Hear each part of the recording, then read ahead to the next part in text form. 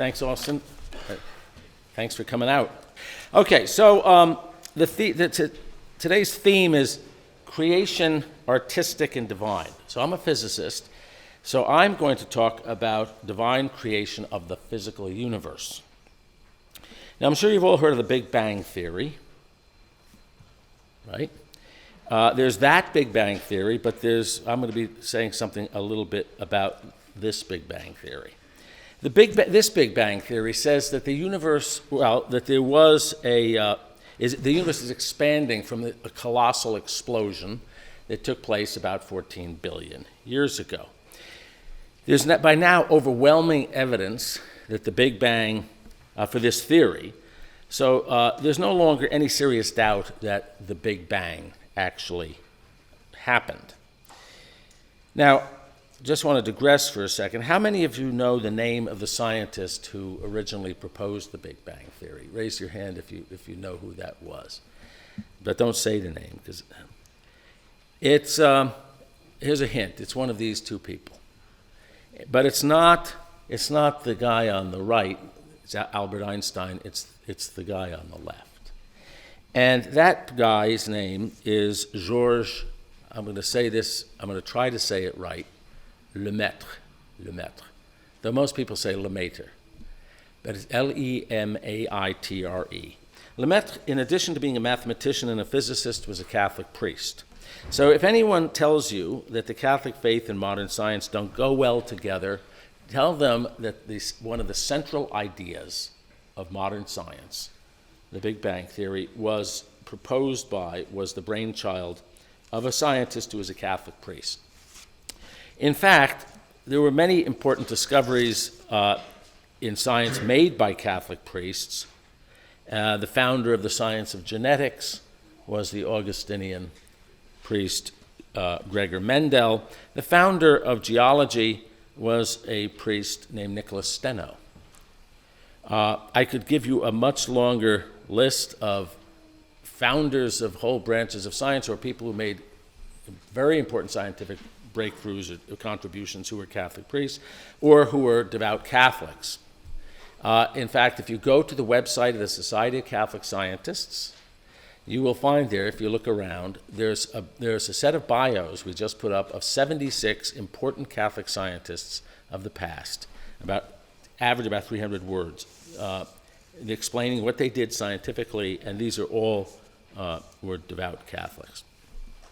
But I'm digressing, so let me go back to my talk. In the standard version of the Big Bang Theory, the Big Bang explosion was the beginning of the universe and the beginning of space and time itself.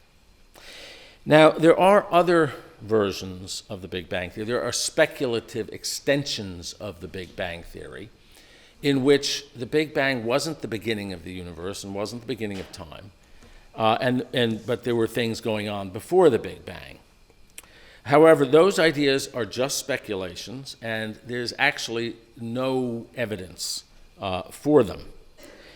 But even if it were true, and it could be true, but even if it were true that the Big Bang was not the beginning of the universe or the beginning of time, there are very strong theoretical physics arguments that the universe did have a beginning at some point a finite time ago, either at the Big Bang or conceivably at some time earlier. So the universe almost certainly had a beginning.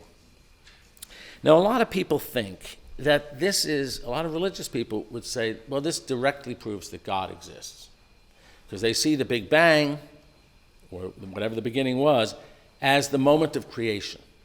And if there's a moment of creation, then there's got to be a creator, and so God exists. And many atheists actually look at things in the same way.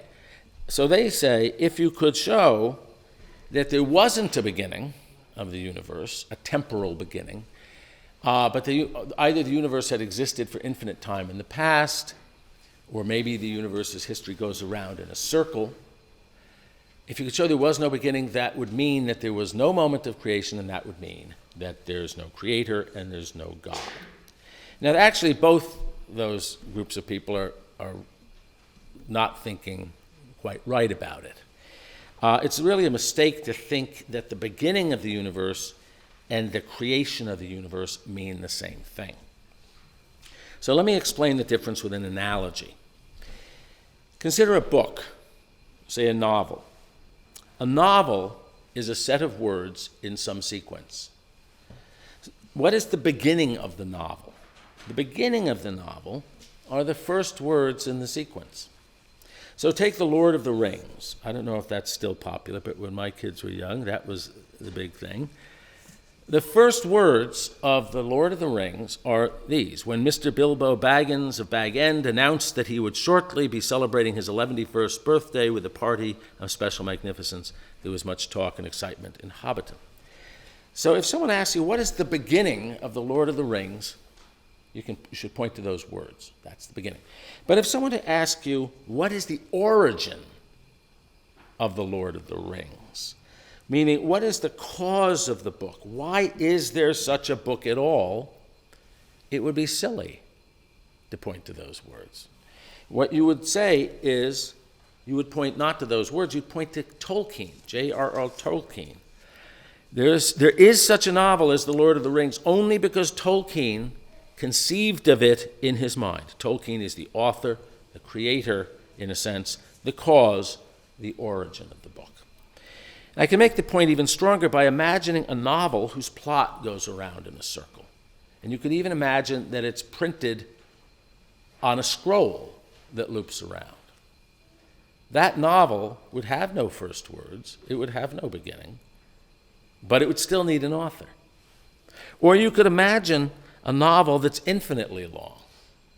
So you go up to some bookshelf, and there's this infinitely long novel, and the shelves extend infinitely to the right and to the left, and there's an infinite number of volumes in both directions, infinitely long novel.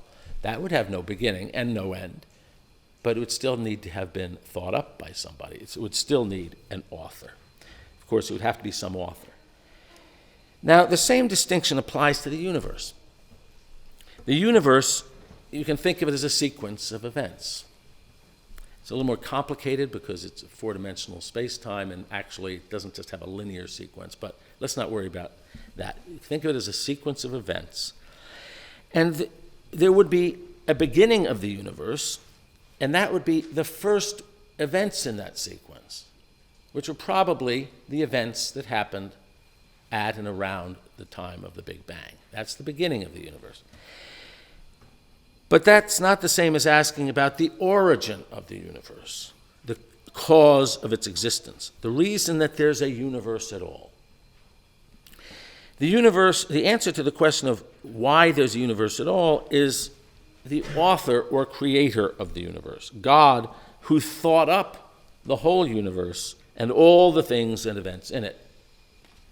And even if physics were someday and somehow to show that the universe had no beginning, either because it extended infinitely into the past, had an infinite past, or because the history of the universe goes in a circle, even if physics was someday be able to show that, which is highly unlikely because it's probably not true, it would not imply that there was no author, no creator, or no cause of the universe.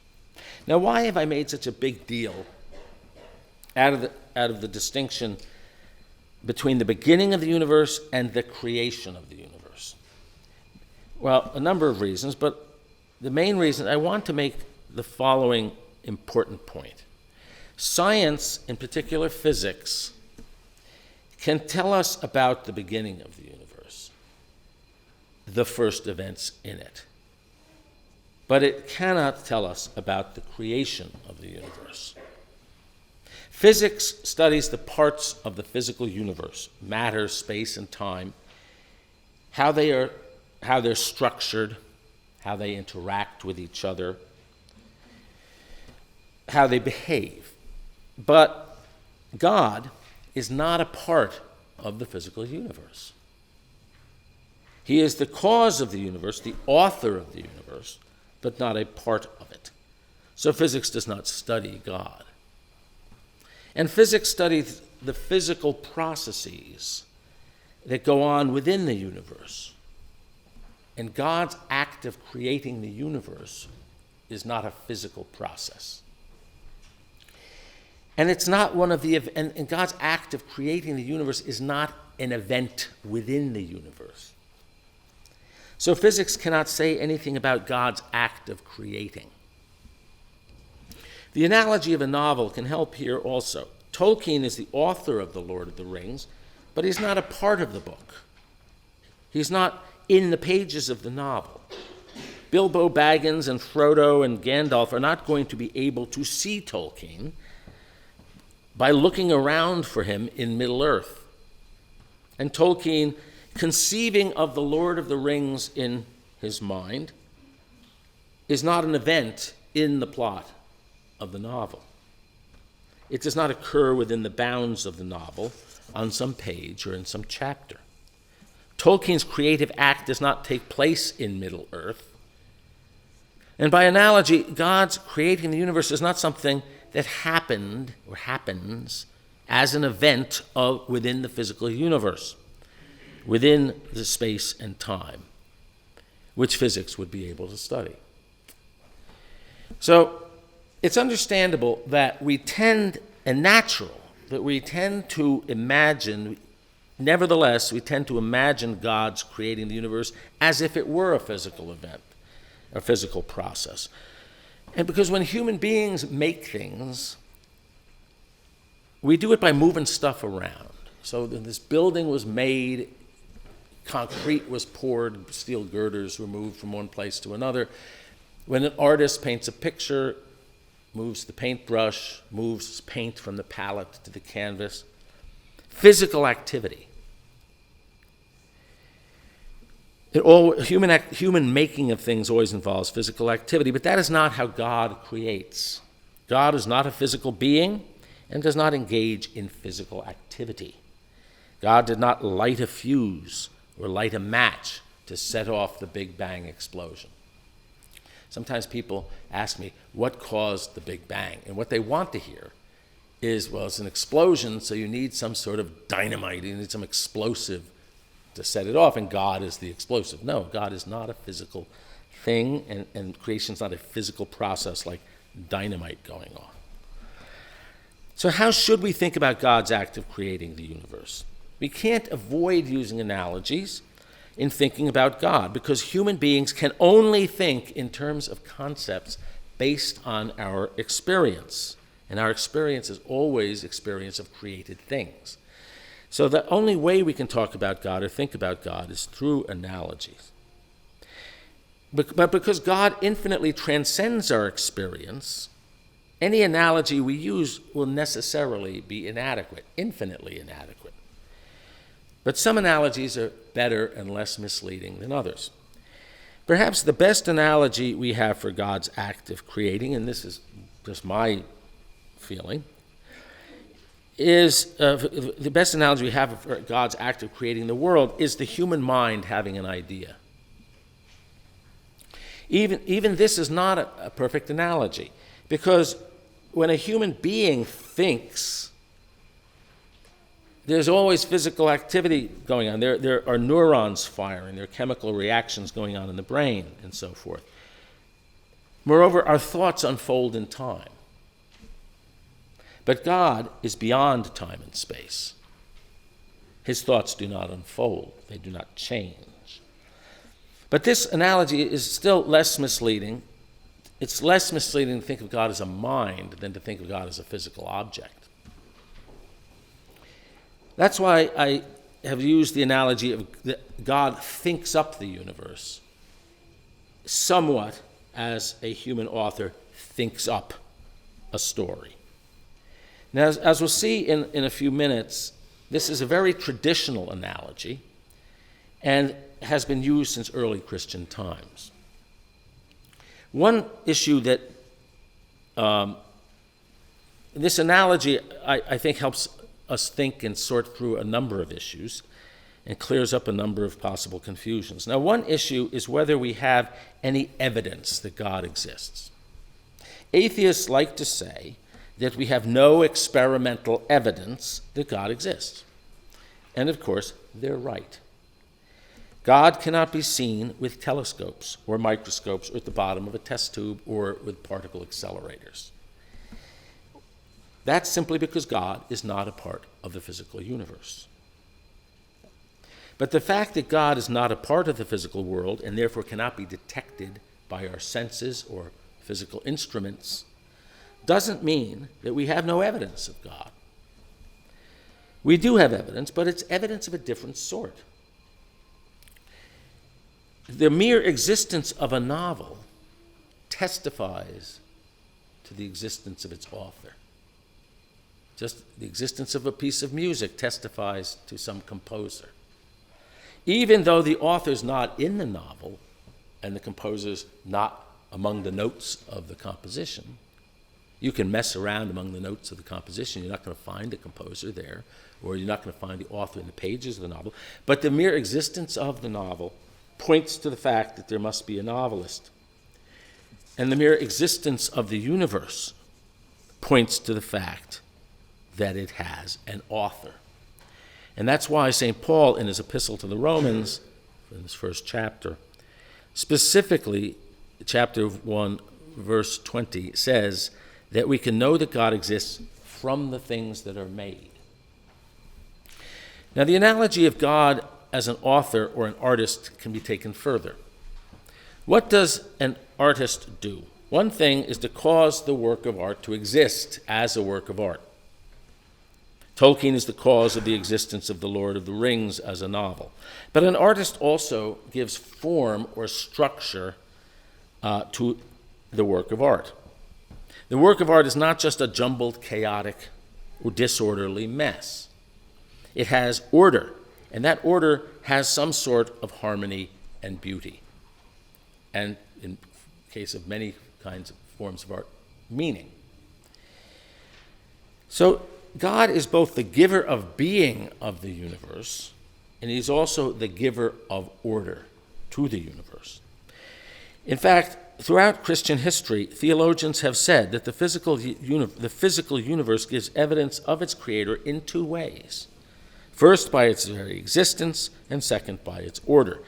This order is not only beautiful and harmonious, but it's also lawful. Laws are a form of order. You go out and you see on the highway cars, they're not just all driving every which way. There's a pattern to it, and that's because there are traffic laws. Laws give order, they give structure. I'm going to show you how important these ideas are in the Catholic understanding by giving you 9 brief quotes from important writers of the early church. St. Irenaeus, who was one of the great thinkers of the early church, writing around 180 A.D., says, there exists but one God. He is the Father, God, the Creator, the Author, the giver of order. Minucius Felix was a Latin Christian apologist, writing about 200 A.D., and he says, in the home of this world, when you see providence, order, and law in the heavens and on earth, believe that there is a Lord and author of the universe, more beautiful than the stars themselves and the various parts of the whole world. The great theologian Origen, writing around 250 A.D., said, when we are convinced by what we see in the excellent orderliness of the world, then we worship its maker as the one author of one effect, which, since it is entirely in harmony with itself, cannot therefore have been the work of many makers. Lactantius, a North African Christian writer, writing around 300 A.D., says, there is no one so uncivilized nor of such barbarous manners that he does not, when he raises his eyes to heaven, understand something from the very magnitude of things, their motion, arrangement, constancy, beauty, and proportion, and that this could not possibly be if it were not established in wonderful order, having been fashioned on some greater design. St. Athanasius, writing shortly after that, I went ahead of myself. St. Athanasius, writing shortly after that, says, creation as if in written characters, and by means of its order and harmony, declares in a loud voice its own master and creator. He goes on to say, God, by his own word, gave to creation such order as is found therein, so that though he is by nature invisible, men might be able to know him through his works. St. Gregory of Nazianzus in the late 4th century writes, "Let us even suppose that the existence of the world is spontaneous. We don't have to explain why it exists. To what will you ascribe its order?" St. Gregory of Nyssa, writing around the same time, says, "All creation, and above all, as the scripture says, the orderly arrangement of the heavens, demonstrates the wisdom of the Creator through the skill displayed in his works." And this is the last quote I'll give. From the mid-5th century, St. Cyril of Alexandria says, "From the origination of the world," so from the fact that it exists, that it needs an origin, "and from its order and beauty, we can recognize that the wisdom and power of him who created it and brought it into existence far surpasses every created mind." I gave a lot of quotes. I want to show you obviously, they're all singing from the same page. They're all saying the same thing. And this, indeed, if you go to the Catechism of the Catholic Church, you will find that it says, from the physical universe, there are other reasons to believe in God, but from the physical universe, the evidence is its existence and its order. So this has been a constant tradition. So let's ask, how do these arguments for the existence of God stand up from its existence and order, stand up in light of what modern science has shown us about the world? We started at what time? About 40 after? 9:40. Okay. Let's take the orderliness of the world first. All of modern science is based on the fact that the world is orderly. Science does not even attempt to explain why the world is orderly. Its job is just to describe that order, to find out what that order is. Similarly, it does not attempt to explain why there are laws of nature. Its job, it assumes that there are laws of nature, and it tries to find out what those laws are. So why then are there laws of nature? Have you ever asked yourself that question? In my experience, I suspect almost none of my scientific colleagues have ever in their life asked themselves that question. The atheists will say, well, we can explain everything. We can explain everything from the laws of physics. But have they ever asked themselves, why are there laws of physics at all? Now, one answer, the answer that Christians have always given, and as well as Jews and Muslims and other believers in a creator God, is that there are laws because there's a lawgiver. In fact, the whole idea that there are laws of nature probably partly originated from the idea that nature is the creation of a God who is a lawgiver. But how would an atheist explain that the world is orderly and lawful? In my experience, they do not give an answer. They do not have an answer. Now, even though science does not try to explain why the universe is orderly, it has shown us that this orderliness is far more impressive than it appears on the surface. The order of nature is expressed, as I said, in terms of laws of physics that are based on very profound mathematical ideas. This is not something that was known in the ancient world. It's not something that's been known until relatively recently. And the more we have studied nature, the deeper those mathematical ideas have been found to be. I'm going to give you just one example. 400 years ago, the great scientist Johannes Kepler, at the very beginning of the scientific revolution, this is one of the first things in the scientific revolution, he discovered 3 mathematical laws describing how planets orbit the sun. They're called Kepler's 3 laws of planetary motion. They're quite elegant mathematically, but they're not terribly deep. If you know a bit of geometry and a bit of algebra, you can understand them. You can explain this to a middle school student in Kepler's laws in 10 or 15 minutes, or even to an elementary school student. Now, about 100 years after Kepler, a little less than 100 years, Isaac Newton discovered that Kepler's laws of planetary motion were the consequence of deeper laws, which we call Newton's laws of mechanics and gravity. Now, Newton's laws of mechanics and gravity are based on mathematics. It's more sophisticated. You have to know calculus in order to understand Newton's laws, which means you're talking about either a college student or an AP student in high school. Now, Newton's laws are mathematically deeper, and yet that's not the end of the story, because in the early 20th century, Einstein discovered that Newton's law of gravity, is really is really an approximation to even deeper laws, which we call Einstein's theory of gravity, also called general relativity, the theory of general relativity. The mathematics of Einstein's theory is much more sophisticated. You have to understand curved, four-dimensional space-time, non-Euclidean space-time. You have to know things like differential geometry. You have to know some differential geometry, tensor analysis, and so on. So you actually, most people with PhDs in physics never take general relativity. But if you take general relativity, you usually take it in graduate school, and it takes a whole semester to learn. Even with an entire undergraduate background in physics and math, it'll take you a semester to learn the basics of general relativity. So it's much deeper mathematically. Now, most people in my field think that Einstein's theory of gravity, general relativity, is really itself only an approximation to an even deeper theory. And a lot of the top people in my field believe, for very good reason, that deeper theory is something called superstring theory. The mathematics of superstring theory is incredibly deep and sophisticated.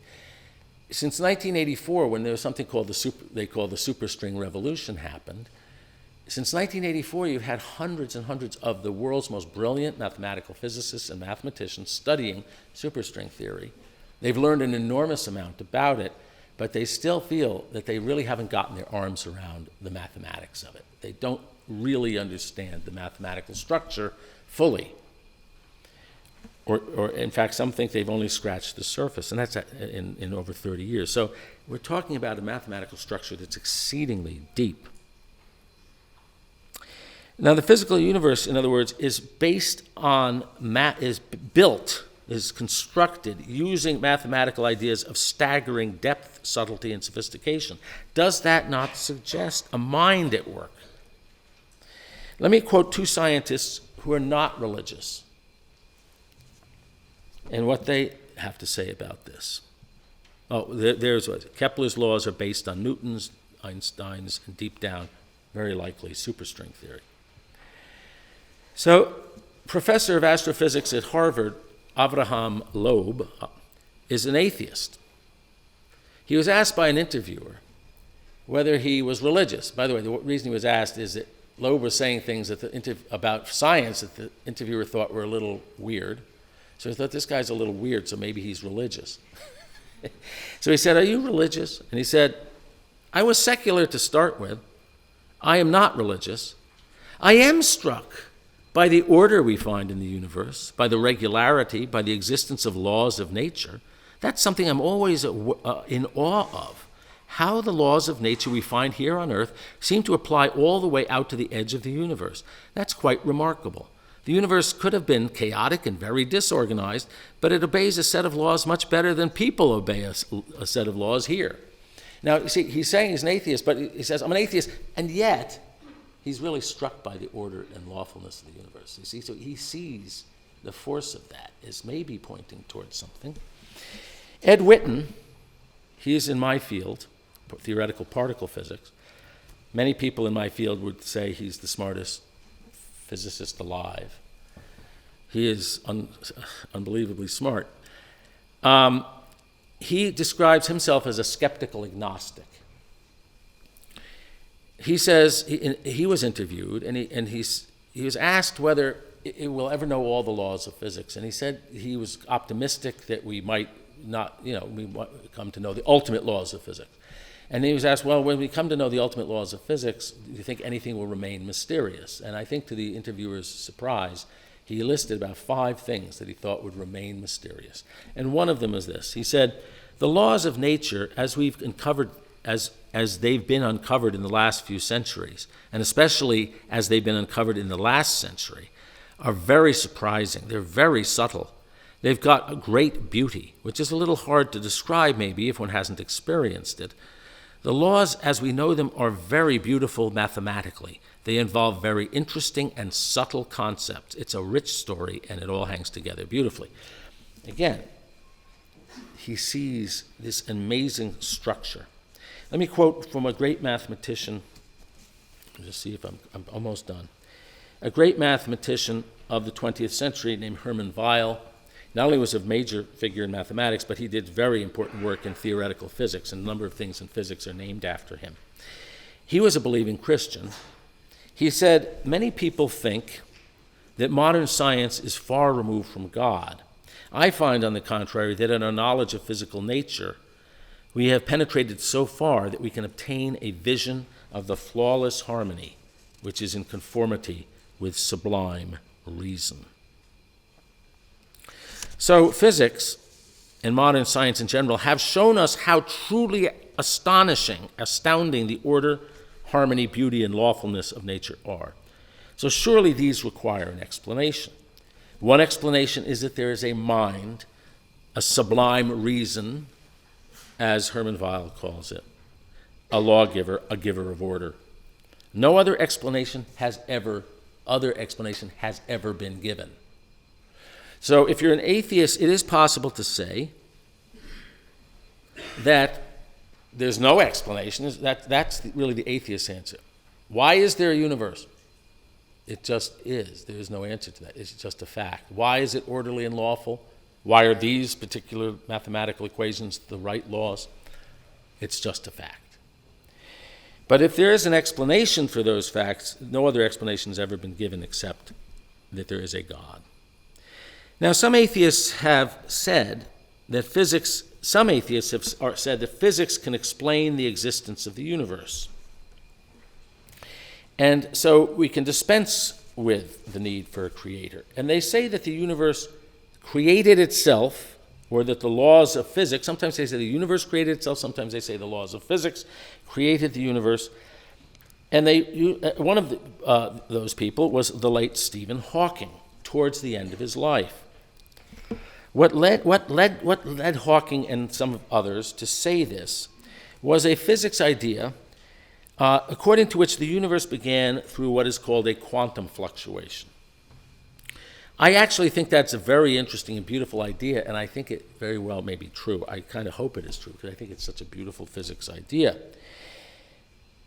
But that is not that does not undercut the argument for a creator in any way. The reason goes back to what I said at the first part of this talk. The physics idea of quantum creation, of quantum fluctuation beginning the universe, isn't just an account of the physical processes that happened at the beginning. It does not answer the question of why there's a universe at all. Now, amazingly, this very point, this crucial point, was made by none other than Stephen Hawking himself in his 1988 bestseller, A Brief History of Time. Back then, Hawking pointed out that, quote, any theory of physics is just a set of rules and equations. And then he went on to ask, what is it that breathes fire into the equations and makes a universe for them to describe? The usual approach of science of constructing a mathematical model cannot answer the question of why there should be a universe for that model to describe. And the question of why there should be a universe for the model to describe is exactly the question of why the universe actually exists, why it is a real entity, as opposed to something merely hypothetical or possible. It's the question of the cause of existence, which is the question of creation. Now, what Hawking was explicitly and correctly pointing out in 1988 is that the laws of physics cannot, even in principle, and that's the word he uses, cannot answer the question of creation. Now, the point he's making, I think, can be made clearer by a little analogy. You may know the rules of a game. Let's say baseball, or you could take chess or any other game. The rules of baseball tell you how baseball games begin, how they end, what kind of events happen in baseball games, in what order they happen, under what circumstances they happen, and so forth. They describe how baseball games begin and how they unfold. But the mere laws of baseball, the rules of baseball, do not tell you and cannot tell you whether there has ever been an actual baseball game played, or there's any baseball game actually being played or ever will be played. Because the rules of baseball do not have the power to make there be actual baseball games. They merely say, if there's a baseball game, this is how it goes. And that's exactly the way it is with the laws of physics. The laws of physics tell you how a universe that obeyed this particular set of rules would unfold. And those rules might even tell you that that kind of universe would have to have a beginning. It might tell you whether the universe would have an end or not, and so on. But it doesn't have the power to make there be an actual real universe that obeys those laws. So the laws of physics cannot explain answer the question of creation. Okay, so I think I will start there and say there are two possibilities when you ask why does the universe exist. You can say there's no cause, it's just a fact, Jack. It's no explanation, it's just a brute fact. Or you can say God caused it. One thing that makes no sense is to say that the laws of physics caused it. Okay.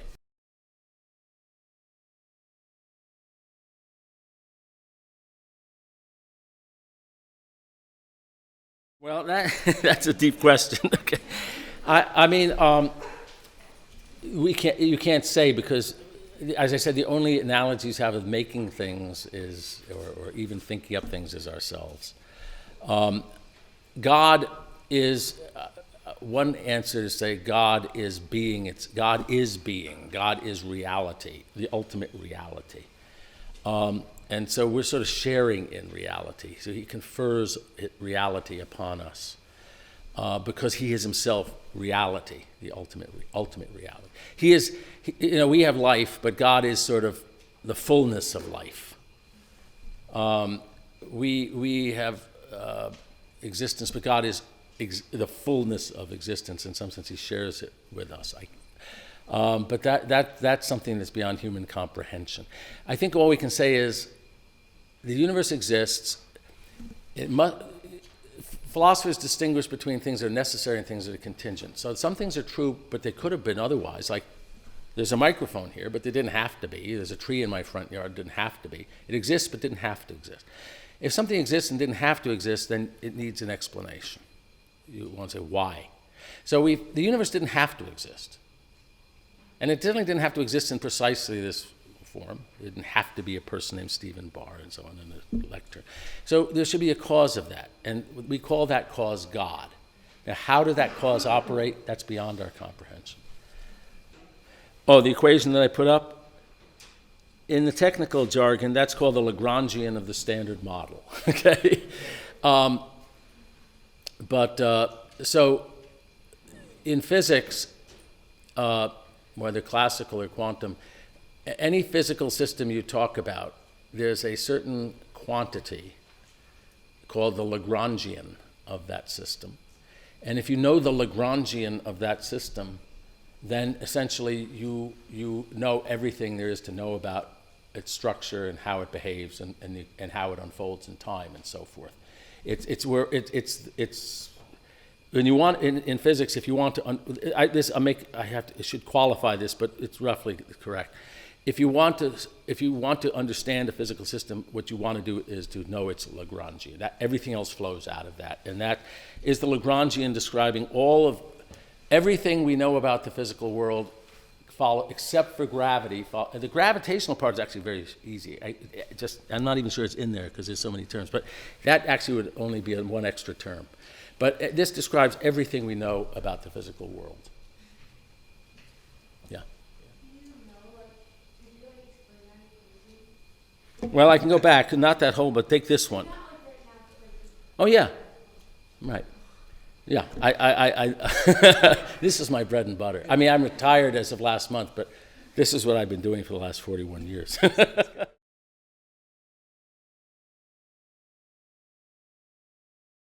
Well, superstring theory, the basic idea is very simple, but the actual theory is, as I said, is so deep. And when the superstring revolution hit in 1984,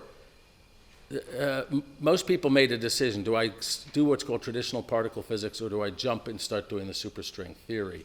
And so I decided my strengths were not such as to go into that area, so I stayed with traditional particle physics. In particle physics, up until superstring theory came along, the basic entities out of which everything is built can be thought of are little point particles. Just little points. They have no internal structure. They don't have a diameter. They're just points.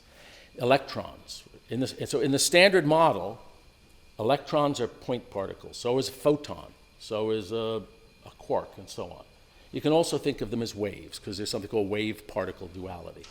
But if you think of them as particles, those particles are just points. Now in string theory, those points are not really points. And if you were able to look with a very powerful microscope that could magnify it by something like, 20 orders of magnitude or something, more or less, you would see that those points are really little loops, like rubber bands, little wiggling loops. And they actually, like a rubber band or a violin string, they have certain modes of vibration. Like a string of a certain length, you pluck it, it makes a certain note. A different length's a different note. And so the different modes of vibration, the different notes that these strings can play are the different particles. If it's vibrating in one way, it's an electron. If it's vibrating in another way, it's a photon or a quark. Now, these vibrations just don't happen in three-dimensional space. They happen in superstring theory in 10-dimensional space-time. And in fact, not just in 10-dimensional space-time, but it's even more subtle than that. So, but that's the gist of the thing. But the mathematics is super deep. Yeah.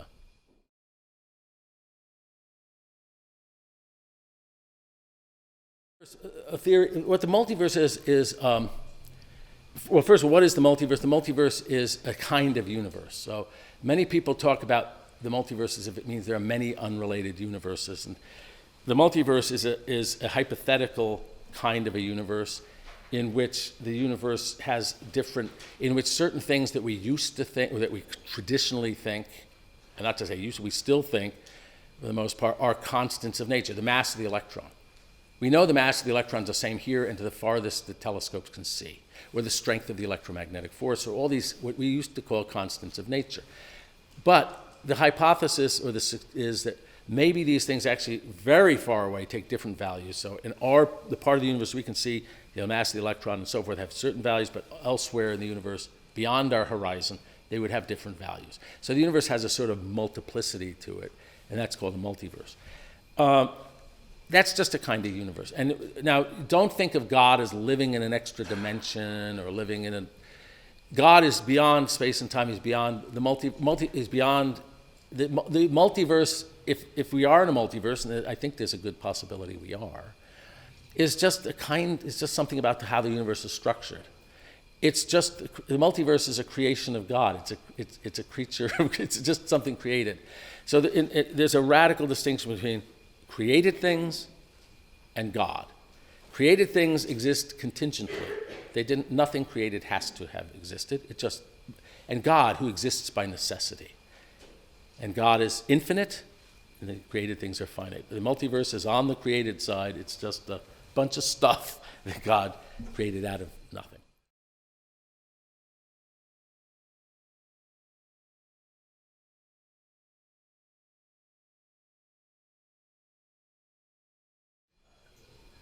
I was rather quiet about it when I was young, and that's probably now. If you're out of step in the academic world, many people feel that's very risky, and if people know you're religious or know you have certain views that are out of step, that you might get discriminated against.